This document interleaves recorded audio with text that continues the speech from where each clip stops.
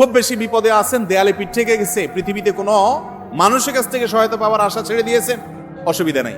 এই তিনটা আমলকে আপনি নিজের জন্য বাধ্যতামূলক করেন, ইনশাআল্লাহ তাআলা হেফাজত করবেন। জীবনে বহুবার আমি আমলটা করে দেখেছি। কঠিন কঠিন বিপদে আল্লাহ তাআলা কিভাবে উদ্ধার করেছেন আমি নিজে অবাক হয়ে গেছি, সারপ্রাইজড হয়ে গেছি। নবী করিম সাল্লাল্লাহু আলাইহি সাল্লাম বলেছেন, তার যে কোনো বিপদ থেকে বের হওয়ার জন্য আল্লাহ তাআলা নিজে পথ দেখায় দেন। এমন ভাবে পথ দেখাবেন সে কল্পনাও করবে না। বহুবার আমল করে দেখেছি আমি, হাতে হাতে পেয়েছি আলহামদুলিল্লাহ। কোন বিপদে পড়লে দোয়া ইউনুস খতম করে দোয়া করা যাবে কিনা?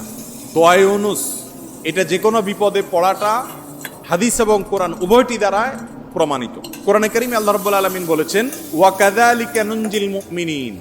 ইউনুস আলাইহিস সালাম বিপদে পড়ার পর তিনি যে দোয়া করেছেন, লা ইলাহা ইল্লা আনতা সুবহানাক ইন্নী কুনতু মিনাজ জালিমিন, এই বাক্যগুলো পড়ার পর এগুলো বলে বলে আল্লাহর কাছে তিনি দোয়া করেছেন, আল্লাহ তাআলা তার বিপদ উদ্ধার করেছেন। বিপদে পড়ার পর তিনি যেরকম উদ্ধার হয়েছেন এগুলো পড়ে আল্লাহ তাআলা কোরআনে এই দোয়ার উল্লেখ করে, এই বাক্যগুলোর উল্লেখ করে এরপরে বলেছেন, ওয়া কাযালিকা নুনজিল মুমিনিন, একইভাবে তাকে যেরকম এই বাক্যগুলো এই জিকিরগুলোর মাধ্যমে আমি রক্ষা করেছি, হেফাজত করেছি ওই বিপদ থেকে, মাছের পেট থেকে, একইভাবে আমি মুমিনদেরকেও রক্ষা করব।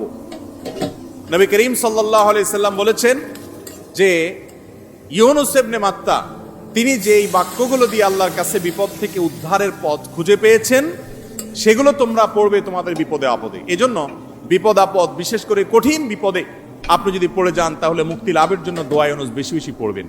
এর পাশাপাশি আরো দুটি আমলের কথা বলতে পারে, যেটা আমার জীবনে বহুবার আমল করে দেখেছি আমি, হাতে হাতে পেয়েছি আলহামদুলিল্লাহ। এক নম্বর হলো দোয়া ইউনুস, আরেকটা হলো ইস্তেগফার। এটাও হাদিসে আসছে, নবী করিম সাল্লাল্লাহু আলাইহি সাল্লাম বলেছেন, মান লাজিমাল ইস্তেগফার, যে ব্যক্তি ইস্তেগফারকে লাজিম বানায় নেয়। লাজিম বানায় নেয় মানে কি? মানে পড়তেই থাকে, থামে না। টয়লেটে গেছে তখন শুধু বন্ধ, খাচ্ছে তখন শুধু বন্ধ, ঘুমাচ্ছে তখন শুধু বন্ধ, আর সারাক্ষণ পড়তেই থাকে ইস্তেগফার। আস্তাগফিরুল্লাহ ওয়া আতুবু ইলাইহি, সাইয়্যিদুল ইস্তেগফার বা যে কোনো ইস্তেগফার, সবচেয়ে ছোট ইস্তেগফার আস্তাগফিরুল্লাহ আস্তাগফিরুল্লাহ, এটা যে পড়তেই থাকে, নবী করিম সাল্লাল্লাহু আলাইহি সাল্লাম বলেছেন, তার যে কোনো বিপদ থেকে বের হওয়ার জন্য আল্লাহ তাআলা নিজে পথ দেখায় দেন। এমন ভাবে পথ দেখাবেন সে কল্পনাও করবে না। এবং জীবনে বহুবার আমি আমলটা করে দেখেছি। কঠিন কঠিন বিপদে আল্লাহ তাআলা কিভাবে উদ্ধার করেছেন আমি নিজে অবাক হয়ে গেছি, সারপ্রাইজড হয়ে গেছি। নাম্বার 3, দুরুদ। দুরুদের ক্ষেত্রেও হাদিসে একই কথা বলা আছে, যে ব্যক্তি দুরুদ বেশি বেশি পড়বে ওই ব্যক্তির সমস্ত পেরেশানি থেকে মুক্ত হওয়ার জন্য এই দুরুদ যথেষ্ট হয়ে যায়। তাহলে 3টা আমলের কথা বললাম, দোয়া ইউনুস, লা ইলাহা ইল্লা আনতা সুবহানাকা ইন্নী কুনতু মিনাজ জালিমিন, আরেকটা হলো ইস্তেগফার বেশি বেশি, আরেকটা হলো দুরুদ। খুব বেশি বিপদে আছেন, দেয়ালে পিঠ থেকে গেছে, পৃথিবীতে কোনো মানুষের কাছ থেকে সহায়তা পাওয়ার